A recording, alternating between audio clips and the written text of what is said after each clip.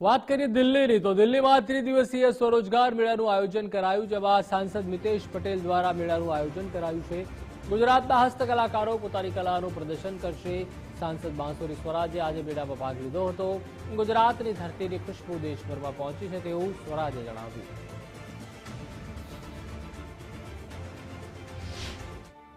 यहाँ पर आप देखेंगे तो महिलाओं को स्वावलंबी करने के लिए और बाकी भी समुदायों को स्वावलंबी करने की जो पहल है, यहाँ पर एक रोजगार मेला चला है। आकर जरा देखने वाली है कि यहाँ पर हस्त निर्मित इतनी प्रकार की चीजें आपको मिलेंगी। स्टोल्स हैं, पेंटिंग्स हैं, साड़ियां हैं, घर की चीजें हैं, जो यहाँ तक कि महिलाओं के श्रृंगार की वस्तुएं भी है।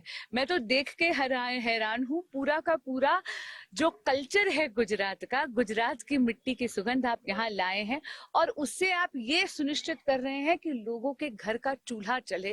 इसके लिए पुनः मेरा बहुत बहुत आभार और अभिनंदन। बड़े भाई का आदेश था तो छोटी बहन भागी चली गई। प्रधानमंत्री नरेंद्र भाई मोदी साहेब कहता है महिलाओं आत्मनिर्भर बने, भारत देश आत्मनिर्भर बने, त्यारे आनंद लोकसभा क्षेत्र में खंभातथी आनंद सुधीमां जेटला पण महिलाओं हता एमने 3 महीनाथी ट्रेनिंग आपी छे साथी फाउंडेशने।